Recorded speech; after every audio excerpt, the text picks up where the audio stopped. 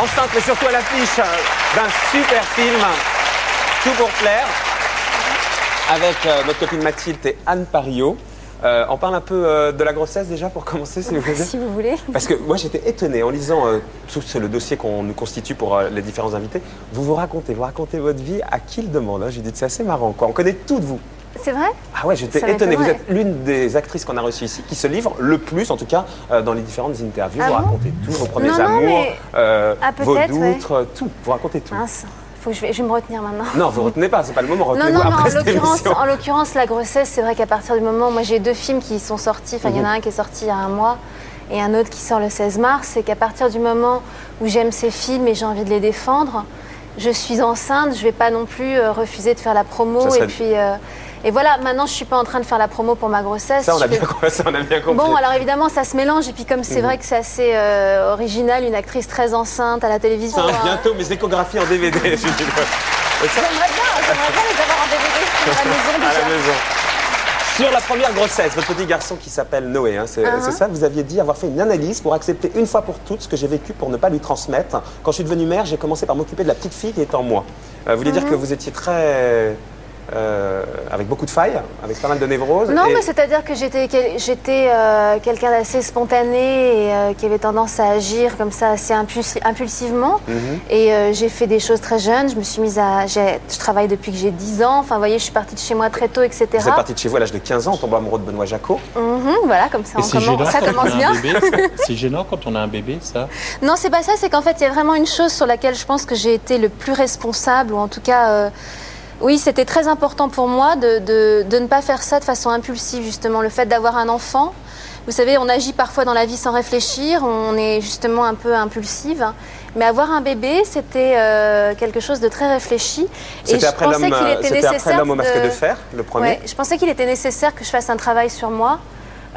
Qu'est-ce que vous ne vouliez pas transmettre? Vous avez deux parents qui étaient psy, hein, c'est ça, vos parents? Oui. Qu'est-ce que vous vouliez pas leur transmettre? C'était pas tant ne pas transmettre une chose en particulier à mon enfant, c'était plutôt le sentiment que je pouvais avoir des angoisses ou avoir peur de ne pas être à la hauteur.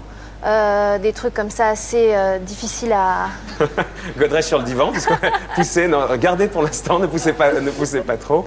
Vous aviez mis votre carrière entre parenthèses après le premier. J'ai réservé l'exclusivité de mon accouchement à Mathilde Seigné qui veut absolument m'accoucher, donc ça se fera pas ce soir. Vous disiez, lorsque je repense à tout cela, quand vous avez mis entre parenthèses votre carrière pour votre premier bébé, Noé, vous êtes passé à côté de propositions hollywoodiennes et vous pensez que c'était une erreur. Vous dites, quand je repense à tout cela, je ne regrette pas d'avoir privilégié mon bébé, mais je m'en veux de ne pas avoir eu la force de partir tourner aux USA avec lui sous le bras, de n'avoir pas trouvé l'énergie de tout mener de front.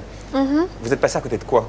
Parce que là, vous revenez des États-Unis puisque vous avez été, vous êtes au casting de Da Vinci Code. J'étais avec Gérard dans l'avion d'ailleurs. Vous êtes passé à côté de quoi, vous? Non, mais j'ai refusé des films qui font rêver et j'avais pas du tout d'ambition. J'ai jamais vraiment eu d'ambition au sens où ma vie affective a toujours été primordiale et oui, primordiale, et j'ai toujours décidé de faire vivre ma vie affective avant, enfin personnelle, de la faire passer avant mon Il faut dire que vous êtes en couple depuis l'âge de 15 ans et vous n'avez pas resté, vous n'avez jamais été célibataire depuis l'âge de 15 ans. Comme je sais pas ce que c'est que d'être si quand même. Limite, un peu. Mais on sent non, que ça... mais en fait, il y a un truc qui est assez difficile, enfin pour moi qui a été difficile à vivre et je pense pour pas mal de femmes, en tout cas en tant qu'actrice, c'était d'arriver en fait en face d'un metteur en scène avec un bagage qui serait mon enfant, ma grossesse, où j'avais le sentiment que pour être acceptée, que ce soit dans ma vie privée ou dans ma vie professionnelle, fallait être free, toute nue, en tout cas ne rien imposer aux autres, ni sur un tournage, ne pas imposer son bébé, que moi j'ai allaité pendant un longtemps, donc je voulais... Un an, hein.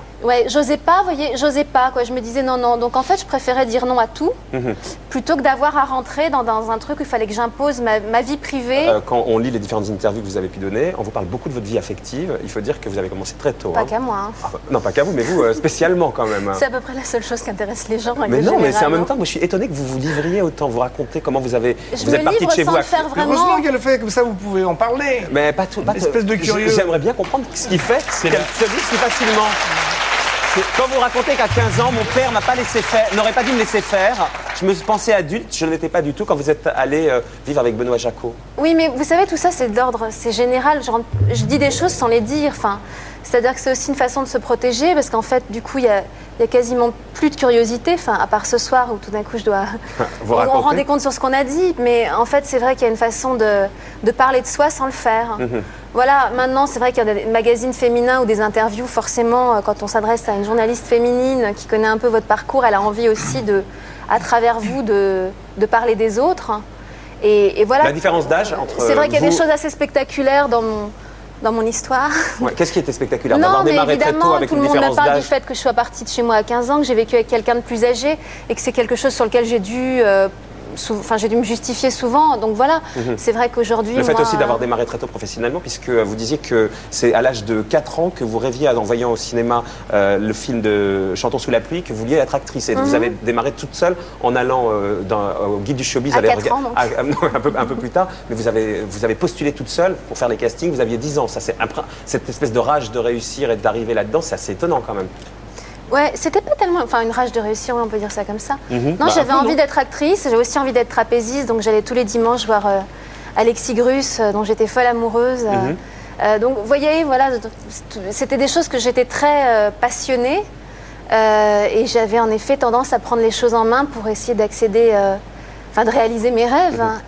On a la vie vous voyez, le destin, le chemin, j'ai fait le chemin que je devais faire. Aujourd'hui, quel type d'image vous pensez avoir? Vous disiez, j'aimerais bien aller en Chine. Bon, il faut dire que c'était en 91, vous étiez toute jeune, hein. Mais j'ai trop peur qu'on me serve du chien dans les restaurants. Parce que bon, là, c'était limite Loana, ça, Judith Godrèche. Ah ça, j'ai pu dire ça, ouais. Ah, C'est bien le genre de ça, truc c'est bien une phrase le que genre vous de- avez pu dire. Quand on fait des interviews très jeunes, les journalistes ont aussi envie de donner de la personnalité et un peu de punch. Et c'est vrai que c'est bien d'avoir l'air jeune et de dire des trucs complètement irréfléchis ou très, Un peu, ouais, quand très vous dites- rentre-dedans, parce que c'est vrai que du coup, ça fait réagir et puis ça crée Enfin, vous voyez, mais quand on est très jeune, c'est vrai qu'on est pas connu encore vraiment. Les gens On se rend ont pas bien beaucoup- compte de ce qu'on dit, quoi. Non, non, mais c'est surtout que les gens ont beaucoup moins de respect pour ce que vous dites. Aujourd'hui, les gens, ils vous faxent les interviews. Ah, c'est comme ça que ça se passe aujourd'hui. Certains journalistes vous faxent les interviews quand on le demande, en tout cas, oui, avant, et vous pouvez les relire. Moi, quand j'avais 15 ans que je faisais des interviews, vous imaginez bien que non seulement ce qui était écrit dans les journaux, c'était pas ce que j'avais dit, qu'il était hors de question de me les faxer, et qu'à la limite, si on pouvait moduler l'image pour en faire un truc très... Parce que comme j'étais avec un homme plus âgé, ça faisait bien d'avoir cette fille ait l'air d'avoir une grande gueule, qu'elle soit... Un peu cruche de temps en temps. Oui, mais ça, je le suis un peu. Hein. Ah, vous êtes cruche. On peut appeler ça cruche. Moi, je dirais naïf sur certaines choses. Un Ouais. peu- Je un crois peu un peu naïf. tout ce qu'on me dit. Ouais. Le couple, pour vous, c'est une notion vachement importante. Vous avez raconté plein de fois dans ces interviews un peu intimes que le fait que vos parents se soient séparés, c'est un modèle que vous ne vouliez pas reproduire, hein, pour reprendre un terme psy. Puis finalement, c'est ce que vous avez reproduit. Là, Ouais, mais moi, j'ai été très, très idéaliste. J'ai fait du chemin depuis. Hein. c'est fini ça. Ça y est, aujourd'hui, vous avez les pieds sur terre, hein, et vous êtes un peu désenchanté. Ouais, comme tout le monde, non, en grandissant. Oh, si. Oh non. Ah oui. Vous êtes désenchanté. C'est triste. Ouais. Bah non, pourquoi? Là, par Enfin, exemple, c'est- le papa de la petite fille ou du petit garçon que vous portez, vous vous dites pas que c'est pour la vie, là? Si, on a envie que ce soit pour la vie, on se bat pour que ce soit pour la vie, on y croit, on en rêve.